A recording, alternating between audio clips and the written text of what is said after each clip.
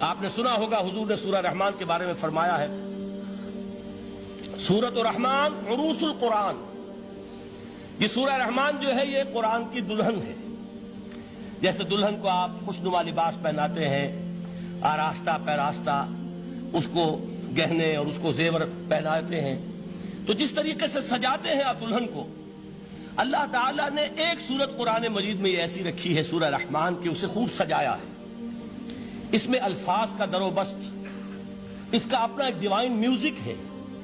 وہ تو اللہ تعالیٰ قراء جو ہے خاص طور پر مصر کے قراء، اللہ تعالیٰ ان پر رحمت نازل فرمائے، ان کی خطاؤں سے درگزر کرے۔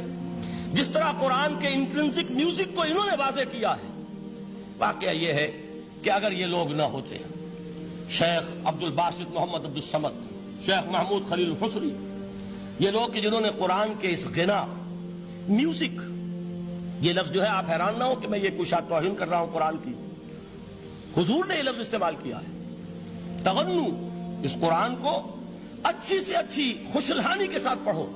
من لم یتغن بالقرآن فلیس منا، جو قرآن کو بہتر سے بہتر انداز میں، اچھی سے اچھی آواز میں، خوشلہانی کے ساتھ پڑھنے کی کوشش نہیں کرتا، وہ ہم میں سے نہیں ہے۔ بلکہ ایک مرتبہ حضور رات کے وقت آپ گشت پر تھے اپنے ساتھیوں کے حالات معلوم کرنے کے لیے۔ حضرت ابو موسیٰ اشعری رضی اللہ تعالیٰ عنہ ایک صحابی ہیں، ان کے گھر کے پاس سے گزر ہوا، وہ رات کو تہجد پڑھ رہے تھے، کھڑے ہوئے کیف کے عالم میں قرآن تلاوت کر رہے ہیں۔ حضور کو بہت پسند آئی ان کی قرات، کافی دیر تک وہاں کھڑے سنتے رہے۔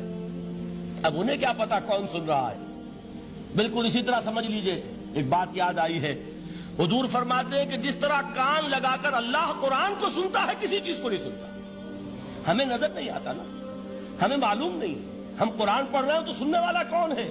سب سے زیادہ کان لگا کر خود اللہ۔ یہاں اس لیے مجھے یاد آیا کہ ابو موسیٰ اشعری کو کیا پتا تھا کہ کون سن رہا ہے؟ وہ اپنی کیفیت میں نماز میں تہجد میں قرآن کی تلاوت کر رہے تھے، اور ظاہر بات ہے ان کے گھر ایکڑوں میں بنے ہوئے نہیں تھے، ایک ایک کمرہ، ایک ایک کوئی حجرہ، ایسے ہی تو گھر تھے نا صحابہ کے، لہذا حضور پاس سے گزرے، آواز آئی، کافی دیر سنتے رہے۔ اس کے بعد آپ تشریف لے گئے، صبح فجر میں ملاقات ہوئی تو حضور نے تحسین کے انداز میں فرمایا، یا ابا موسیٰ انک قد اوتیت مزمارا من مزامیر آل داؤد، اے ابو موسیٰ تمہیں تو آل داؤد کے سازوں میں سے ایک ساز اللہ نے عطا فرما دیا ہے۔ جس طرح حضرت داؤد، لہن داؤدی مشہور ہے کہ جب وہ پچھلے پہر رات کو حمد کے ترانے الاپتے تھے، قرآن میں ہے کہ پرندے شامل ہو جاتے تھے ساتھ، اور پہاڑ وجد میں آتے تھے، پہاڑ بھی ان کے ساتھ شریک ہوتے تھے۔ تو جس طرح کا اللہ نے ان کو لہن عطا فرمایا تھا، حضور نے تحسین کے انداز میں فرمایا، اے ابو موسیٰ اشعری، اللہ نے تمہیں بھی آل داؤد کے سازوں میں سے ایک ساز عطا فرمایا۔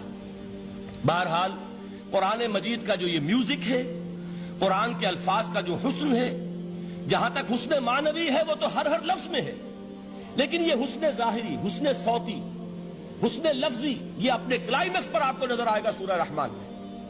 لیکن قرآن میں یہ سورت اس اعتبار سے بھی ممتاز ہے، اس کی 4 آیات پر ذرا توجہ کریں گے، عجیب حقائق سامنے آئیں گے۔ جہاں یہ قرآن مجید کے حسن صوت اور حسن لفظی کی معراج ہے، وہیں اس کی پہلی 4 آیات میں 4 چوٹی کی چیزوں کا ذکر ہے، سب سے اونچی چیزیں۔ پہلی آیت کیا ہے؟ الرحمن، ایک آیت ہو گئی۔ رحمان کیا ہے؟ اللہ کا نام ہے۔ کبھی آپ نے غور کیا اللہ کے ناموں میں سب سے پیارا نام کون سا ہوگا؟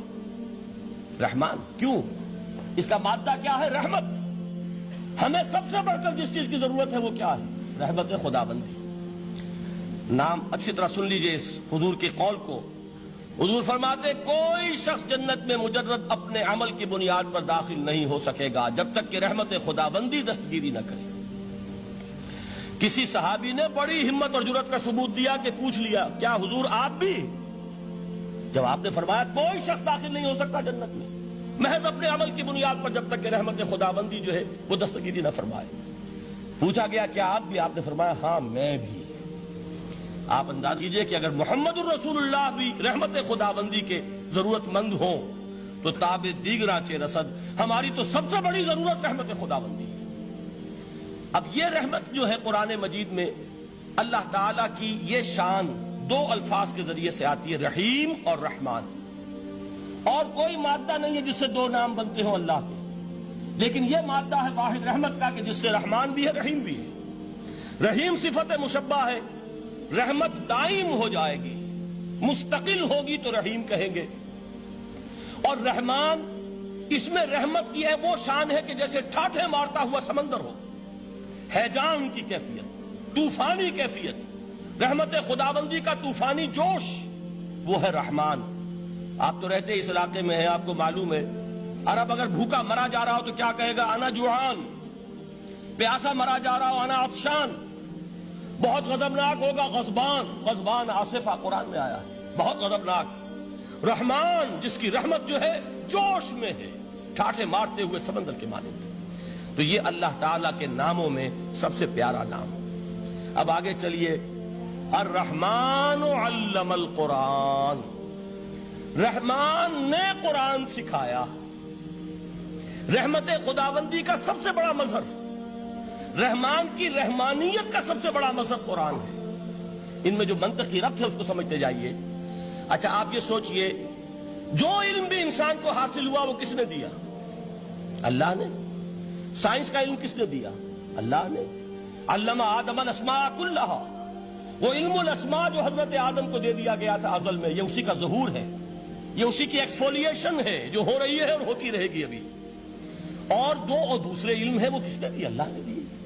لا یحیطون بشیء من علمہ الا بما شاء، مخلوق میں سے کوئی اللہ کے علم میں سے کسی شے کا احاطہ نہیں کر سکتا مگر وہ جتنا اللہ دینا چاہے۔ لیکن یہ کہ تمام علوم میں چوٹی کا علم قرآن، نوٹ کرتے جائیے، اب چوٹی کی چیزیں جمع کیجیے۔ اللہ کے ناموں میں چوٹی کا نام رحمان، اللہ نے جو کچھ انسان کو سکھایا اس میں چوٹی کا علم قرآن۔ خلق الانسان، انسان کو پیدا فرمایا۔ سوال یہ کہ حیوانات کو کس نے پیدا فرمایا؟ آسمان کس نے پیدا کیے؟ زمین کس نے پیدا کی؟ فرشتے کس نے پیدا کیے؟ کیا مطلب خلق الانسان؟ اس کی تمام مخلوقات میں اس کا کلائمیکس، اس کی تخلیق کی معراج، اس کے تخلیق کا نقطہ عروج انسان ہے۔ یہ ہے کہ جو مسجود ملائک بنا ہے۔ وَلَقَدْ كَرَّمْنَا بَنِي آدَمَ وَحَمَلْنَاهُمْ فِي الْبَرِّ وَالْبَحْرِ وَرَزَقْنَاهُمْ مِنَ الطَّيِّبَاتِ وَفَضَّلْنَاهُمْ عَلَى كَثِيرٍ مِّمَّنْ خَلَقْنَا تَفْضِيلًا۔ تو تخلیق میں